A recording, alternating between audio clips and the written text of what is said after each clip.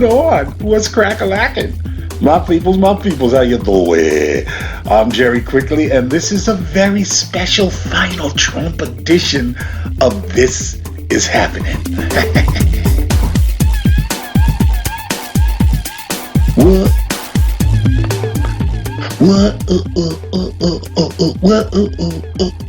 Yeah. Yeah, I'm doing the WAP. What? What? I'm from New York in the 1980s, so we always celebrate like this. What? That's right. That's right. In less than 24 hours, Trump will never again possess state power for the rest of his life, unless you consider it presidential to both urinate and defecate in a toilet an inch and a half away from your pillow on your prison cot. What? Do the bop. Do the bop. Oh. This is awesome. But this is a great day. You're going to have to stick with me now, okay? Bear with me on this broadcast because I'm keeping it real and I'm keeping it simple, okay? Because I know you. I know you peoples. I know you people. I know my peoples. I know my peoples. And some of you are some petty mofos. And because I'm in the same goddamn club of petty, let's take a little walk around Los Angeles as we visit some parts of town that, I don't know, you might describe as Trump-friendly. I describe as exceedingly white. And I'm bringing my bullhorn with me so we can share the love and the joy with the Trumpsters that happen to be silly enough to live near me. Oh, let us begin, shall we? Hey, you. That's right. You on that green lawn. I know that you used to have a Trump sign in your front yard, didn't you? Well, I'm just here to share a little news with you that you might not be aware of since they took Parler down. And here's the news. Don't go back inside your house. Don't go back inside your house. You can go inside, but I'll still be here sharing the good news, you POS. You understand me? Here's the good news. Call the police. I don't care. Call the police. I'm sharing good news from the sidewalk. This is legal. The white mob doesn't rule us yet. You know why? Because we chucked your filthy white god out of the White House. Yeah, boy. And not only is your filthy white god been chucked into the streets, soon to be prison, right now, in addition to chucking your filthy god out of the White House, we are hunting and arresting your patriot heroes. As I speak from your lawn, we are hunting and arresting your goddamn heroes after we chucked your filthy god out of the White House. Ooh, can I get an amen? Thank y'all. I'm going to go share this good news with your other neighbors further down. And stop peeking out the window. I see you, mother. So here we are at the end of the Trump presidency. Finally, unbelievable. This wasn't a free and fair election. Trump's right about that, but it wasn't free and fair because all he did was batter it. Okay, y'all remember the Muslim ban? I mean, there's just so much horror. You don't even know where to begin. The Muslim ban, the arresting of asylum seekers, the kidnapping of their children, throwing them in concentration camps, illegal deportations, forced hysterectomies, assassinations. It's endless. It's endless, and all in the name of white supremacy. And let's be clear, y'all, exactly what Donald Trump and his racist minions were complaining about. They didn't say until the very end. They weren't saying like, oh, the whole election's rigged. Here's what they said. You got to look at Fulton County in Atlanta. You got to look at Philadelphia. You got to look at Wayne County in Detroit. Wherever there's a swing state that had a significant black population, they sought to discount and throw out the votes of black people over and over again. When they weren't able to okey-doke us like they used to by essentially taking us off the voting rolls, having us show up on the day and then telling us to go fuck ourselves, those days are gone because black people, we've upped our our election IQ because we had to. And instead of showing up on the day, we check months in advance to make sure that we're registered to vote. We participate in early voting. We participate in vote by mail. And when you move 80 to 90% of voting activity off of the single voting day, you have taken away 80 to 90% of Republicans' white supremacist power to disenfranchise black people. What skirt? What skirt? So here's the dealio, yo. Racist white people couldn't be more angry about the fact that their filthy god has been chucked from the White House. I'm sorry. Bing bong. Is this on? Your filthy god has been chucked from the White House. So here's the net for y'all. Tough. Too bad.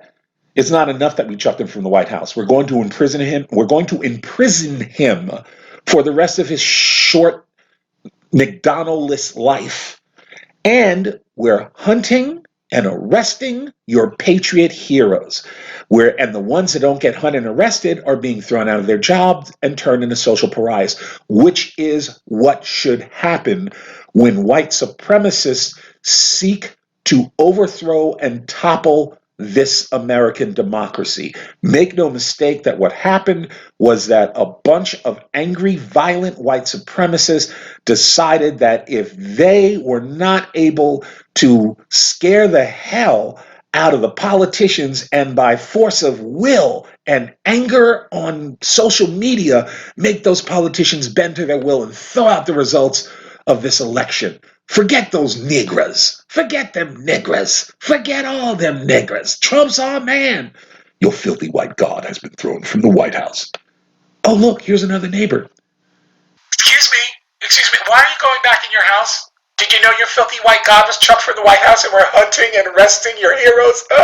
Okay, I'll be back tomorrow, same time every day. Boop, bye. So, here's the deal. Alright? And this is the true deal. This is the real deal. We kind of won. We kind of half won, right? Because Biden's in, and he's a neoliberal, and we got to put mad pressure on him. But this is a win, even if you detest neoliberals nearly as much as you detest white supremacists, because they are kind of one and the same. That Venn diagram has a lot of overlap.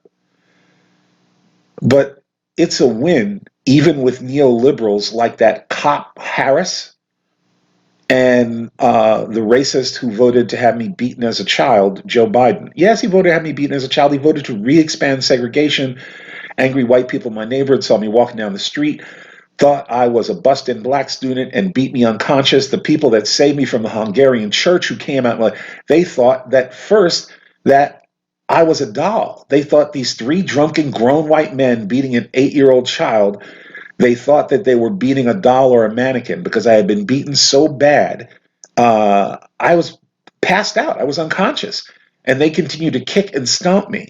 And when one of the women in the church group realized that it was a young boy, she screamed. And the other church members came running over and saved my ass. This is Upper East Side, Manhattan, right? 8 years old. And 2 weeks earlier, Joe Biden sided with Southern segregationists and Klansmen and white nationalists to say that he was not going to support the continued federal efforts at segregation. This created a firestorm in cities all throughout the Northeast. I'm sure other parts of the country as well. But forget it. In Boston, in Long Island, in New York, in Jersey, it was horrific. Joe Biden almost had me beaten to death with his racism in 1972. So I don't really have a whole lot of faith that he's going to be this, wonderful populist president who's changed his ways and he understands. It would be one thing if Biden did that shit in 1972 and then today was saying, you know what, I was completely wrong. It was one of the worst points of my life. My whole analysis was wrong. I realized that it resulted in harm to black families and children. And anyone who says that they don't support government efforts at segregation is a racist fool. And I am so happy that my life has expanded in good ways. And I now understand that I used to be that racist fool. but I am no longer that person. No, he didn't say anything like that. When the cop Harris called him out on it during the first presidential debate, he was angry. He was just beside it. How dare you say that I voted for segregation? I didn't vote. I voted for de jure segregation, not He tried to slice it up into little bitty bits. Joe Biden sided with Klansmen, Southern racists, and white nationalists to harm black children and defended that shit. Defended that shit barely a year ago. Vigorously, vehemently defended it. He didn't say, how could you bring this up? I've changed so much. No, he said, I'm standing behind what I did. What I did in 1972 was right. I guess he didn't see my little 8-year-old unconscious body on the streets of the Upper East Side being stomped out by 3 drunken racist white guys as a Hungarian church lady screamed in the background. I was told about the screaming and all that by the Hungarian people and then the cops came, didn't do anything. They asked him, why are you here? What are you doing here? Why are you walking down the street? Like, walking down the street 3 blocks from my home was somehow made me suspect. And then they just turned me over to these Hungarian people who walked me home. I'm all bloody, battered, missing 2 teeth, cracked jaw, broken ribs, contusions. And they just turned me over to these random Hungarian church people. Now, thankfully, they were really nice people. They were very, very decent people. I may not have been here if not for the kindness of that group of Christian church-going Hungarians on on East 82nd Street. But here's the net. The police didn't know these people from a hole in the wall. They could have been pedophiles and child rapists. They could have taken me sold me off to Charles Manson or something. Police ain't know. He was already locked up. But you know what I'm saying? These people had no standing or credibility. And the cops was, oh, a little black kid, whatever. Yeah, just, the cops didn't take me home. The cops didn't take me to a precinct, wait for my parents. Just turned me over to some random people in the street who fortunately were nice and decent, and they walked me home and made sure my parents were there, and they kind of told my parents what was up, and they were just completely nice, normal people. But you can't be throwing children in the hands of strangers that with no, anyway. But welcome to America in the '70s. I told you that this is going to be a stream of consciousness. So anyway, the problem with wait, let's go visit this new neighbor. Hello, or is anyone home? Hello, is anyone home? Here's why I'm here today. Listen up.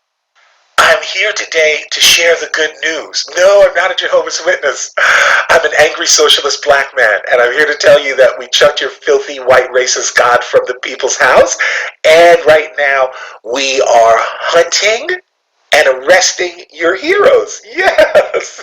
It's so awesome. Did you hear me? It's awesome. Now say thank you.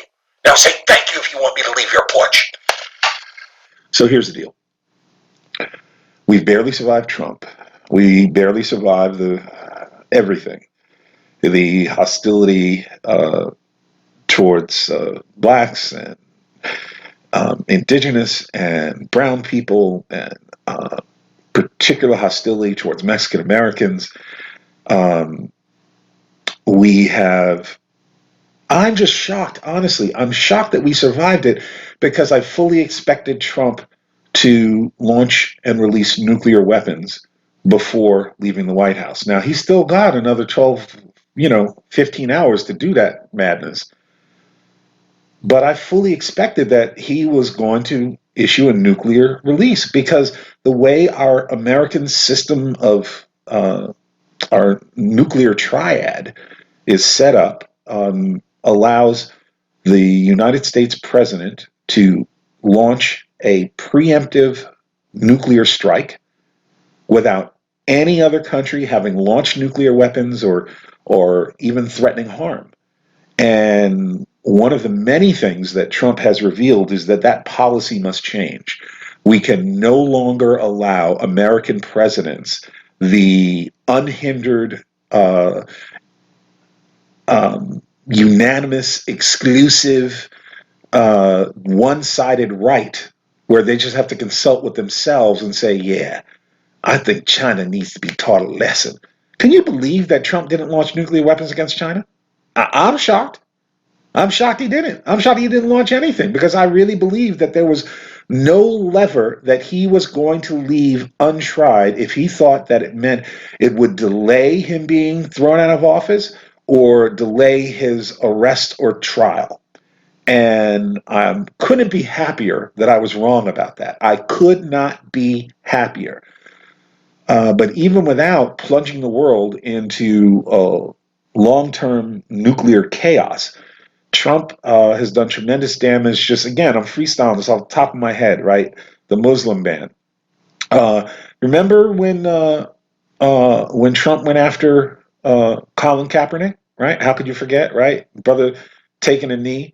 He's still been chucked out. Trump's sycophant white supremacist NFL team owners are still determined to never let Colin Kaepernick play again. And all he did was take a knee. And Trump's like, that Negro must be punished, and anyone who sides with him must be punished. That was Trump's crazy orangutan Cheetoed reaction to an NFL player taking a knee because of police violence and police brutality directed at black and brown people. And what happened then, right? So he's not supposed to do that. He's disrespecting the troops. He's disrespecting the police. And then this horde of green witches and gremlins and orcs, this horde of white supremacists descended on Washington and decided we are going to end democracy. They spent 4 hours attacking, beating, and killing police in the Capitol. Spent hours upon hours beating, attacking, and killing police. Virtually none of them were arrested that day. Just escorted away out of the Capitol and offered mint juleps on their way down the stairs. Y'all like a mint julep? It's so very good. No, no, no. My daughter picked the mint for this julep. We don't let nigger hands touch the mint in this county. The fact that there's so many things about the Capitol breach that are more than worthy of sober, lengthy discussion, insight, and analysis. But you know what? I'm patient. I'm prepared to wait because what is going to be revealed about the level of involvement by the highest political figures in this country, coordinated with police, coordinated with federal agencies, and coordinated with paramilitary militias. What is going to be revealed about the level of coordination between white supremacist political leadership in this country, serving in government, controlled all the way down through the people in militias who sought to murder and kill America's political leadership? Think about this. Trump sent that band of orc misfit racists to the Capitol to murder everyone. Because guess what? Every single person, all federal political leadership was in the Capitol that day. Every one of them. All the senators, all the Congress people from the House of Representatives, and Mike Pence. The only person who's in national political leadership that wasn't present in the Capitol that day was Trump. He sent his band of Orokai to dismember, destroy, kill, murder, and hang the bodies of America's political leadership while he sat safely 2 miles away watching it all on television. My biggest fear in the first day or two after the Capitol breach happened was that it was going to be portrayed that the Republicans would be successful in portraying it as this is not that big a deal. This is just people, upset. They have a right to speak. And sound bites like that are still prevalent in right-wing media, but thank God that's not happening. even in mainstream media. Thank God American mainstream media is calling this insurrection what it was. And I had zero faith that they would. I mean, think about this. We're in a country right now that it's no longer possible to have a free and fair election. The outcome is clear. It couldn't be clearer. The victory could not be more certain, documented, and reconfirmed repeatedly. And in a circumstance like that, in a free and fair election, we have to essentially turn the nation's capital into a military base to protect the country's political leadership from being murdered by white supremacists. This is the country that we have allowed ourselves to be turned into under Donald Trump. And make no mistake, when I say allowed ourselves to be turned into this is America's always been a coven of horrific and lethal racists. The country is built on a lie of freedom. Yeah, freedom. Yeah. As they were talking about writing the documents of the Constitution and talking about freedom, let's be clear, they were talking about white landed men, white men with property. And when they weren't writing about like the freedoms that white men with property should have, they were exiting out the back door of their homes to go and rape slaves and slave children. Yes, I said slave children, because guess what? Do you really think those slave owners were like, well, I'm going to wait to harm this child until she reaches the age of 18 or 20 or 24 or whatever? No. Child rape was a common part of the plantation, settler, colonial culture that was represented in America by its founding fathers. So the idea that America is based on freedom is a joke and a lie. We keep proving over and over and over again how committed this country is with every ounce of our institutional fiber to create harm, misery, and hardship for Black families. So this is us. This is America. That horde of violent white supremacists beating cops for hours, killing them, trying to murder American political leadership, that is us. Stop saying it's not us. This is us.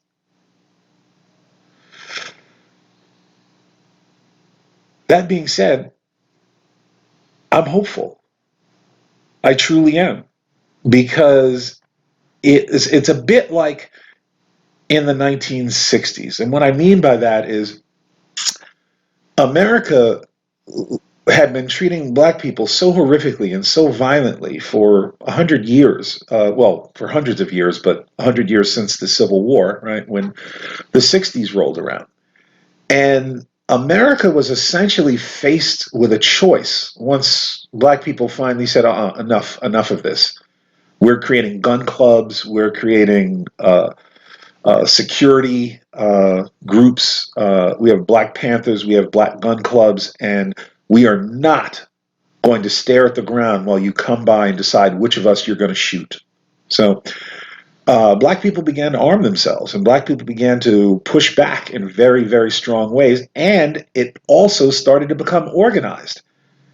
And America in the 1960s was faced with a choice. And the choice essentially was, are we willing to go to war with our own citizens, these Black people, and go to war for an indefinite period where many, many people will be killed? And the only reason we are going to war is to defend our right to continue to harm them as we wish. And enough of the country said, no, I don't want that. That's not what I want. So the country began to shift, but it didn't shift into real justice. It didn't shift into real freedom. It shifted into muting and hiding some of the worst, most racist policies that exist in America. It's just as dangerous right now to be a Black man in America, a Black person in America, as it was in the 60s and 70s. In many ways, it might be more dangerous now. So America shifted its public politics around race while retaining all of the power of white supremacy to continue to oppress. Right now, there are sheriffs in Los Angeles County running around publicly serving with white supremacist patches on their uniform for three percenters. There are literally gangs in the Los Angeles County Sheriff's Department, gangs of police officers, of sheriff's deputies that function and operate like violent, murderous gang members. Some of these gangs, you have to murder a citizen in order to enter. And guess what? You're not murdering rich white people to enter this gang. You're murdering the working class. You're murdering the poor. You're murdering the black. You're murdering the brown. That's who you murder to get into these gang clubs run by the Los Angeles County Sheriff's Department. Let that land. The mayor knows about it. City council people know about it. The sheriff knows about it. Everyone knows about it. And these gangs are allowed to continue to exist. Open white supremacists murdering black and brown people for gang entry within the sheriff's department. And some of them running around with 3%er crap, another terrorist white gang, on their uniforms. There's going to have to be a massive, massive change. And if Biden and Harris don't do what needs to be done, you don't even wait for them to fail. We need to be in the streets now behind this. Now, because make no mistake, Biden is under tremendous pressure from the right and from corporations and from what people call centrists and moderates. What I call centrists and moderates are murderers because they support a system of status quo that has murderous consequences for people of color, and especially black and brown people, and especially young people. All right, Biden, if you really, let's move to policy briefly. If Joe Biden really wants to help America and leverage us out of this pit of lethality and disease and shuttered economy and anger and all the horror that Trump has brought us, Joe Biden needs to do only one thing, and that's ask himself a single question every time he goes to make a policy decision, a regulatory decision, and decides to make any types of changes in America. And the one question Joe Biden must ask himself is, how do I help black women? That must be the central driving force of the Biden administration for everything, for vaccinations, for COVID vaccinations, for job training and employment, for taxes, everything. Because here's the net. America has spent its first 400 years with its foot firmly upon the necks of black people. Others too, but for now, let's just stick with black people, right? We weren't the only people screwed over by the tyranny and violence of white supremacy. But and we all have our own, discrete histories with white supremacy here in America. But the obsessiveness of violence applied by white supremacy to black people is truly remarkable. I think the only other group where America was as relentlessly and persistently obsessed with doing them violence were the indigenous. And but we're all in this group being harmed by white supremacy, right? And so America for 400 years has had its literal and collective feet on the necks of black people because white supremacy and racism is the central fulcrum for all U.S. policy, legislative, and regulatory decisions. Okay, I'll repeat that one more time because I believe it's true, and I believe the truth of it, the weight of that truth, is revealed through our history. That in America, white supremacy and racism is the central fulcrum upon which all decisions about policy and legislation and regulatory matters, foreign policy, all American decisions are based on the fulcrum of white supremacy and racism. We have to upend it and rid ourselves of it. One of the ways to upend it and rid ourselves of it is to have a federal government that decides to apply